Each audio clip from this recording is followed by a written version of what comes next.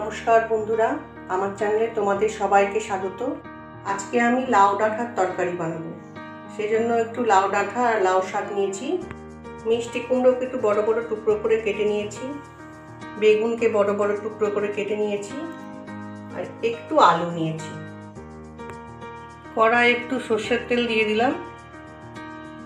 তেলটা গরম হয়ে গেছে, এবার আমি একটু বড়ি ভেজে নেব।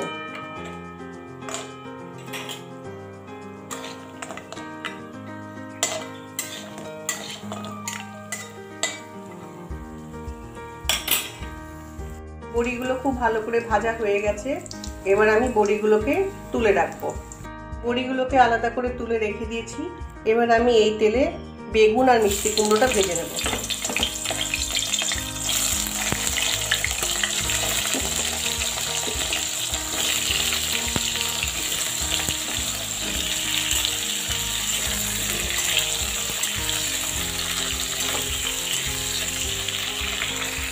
বেগুন ও মিষ্টি কুমড়ো একটু ভেজে নিয়েছি, এবার এগুলোকে আলাদা করে তুলে রাখবো একটা পাত্রে। বড়ি, বেগুন ও মিষ্টি কুমড়ো আলাদা করে ভেজে তুলে রেখেছি। এবার আমি এই তেলের মধ্যে কালো জিরে ফোড়ন দিলাম, একটা শুকনো লঙ্কা ফোড়ন দিলাম। ফোড়নটা আমার ভাজা হয়ে গেছে, এবার আমি আলুগুলো দিয়ে একটু ভেজে নেব।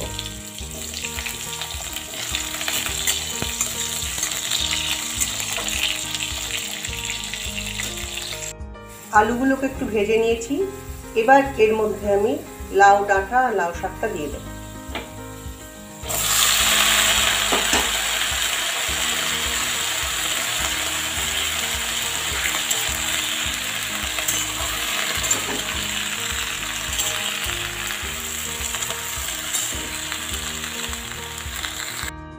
লাউ ডাঁটা শাকটা দেওয়ার পর আমি মিনিটখানেক কষিয়ে নিয়েছি খুব ভালো করে।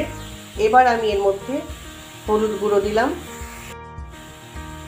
পরিমাণ মতো নুন দিলাম, লঙ্কা গুঁড়ো দিলাম, যে যেমন ঝাল খাও সে তেমন দেবে। একটু আদা গ্রেট করে রেখেছিলাম সেটা দিলাম। এবার এগুলোকে খুব ভালো করে মিশিয়ে নেব।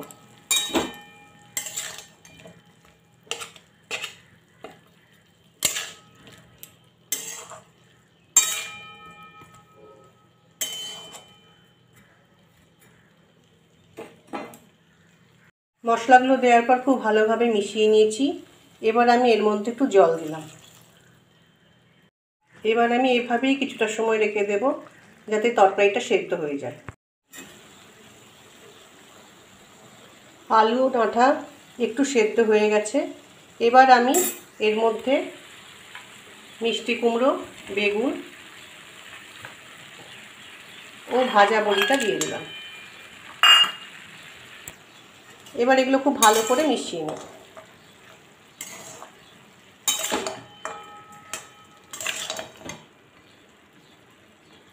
আবারও কিছুক্ষণ রেখে দেব। এবার আমি তরকারিটার মধ্যে একটু চিনি দিলাম, ভালো করে মিশিয়ে নেব।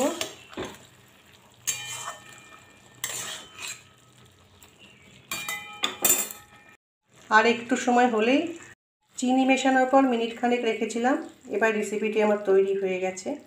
এইভাবে বানালে কিন্তু লাউ ডাঁটা শাকের রেসিপি খেতে খুবই ভালো হয়। ভাতের প্রথম পাতে এই রেসিপি কিন্তু অতি সুস্বাদু। আমার এই রেসিপি যদি ভালো লাগে তাহলে একটা লাইক করো আর সাবস্ক্রাইব করো।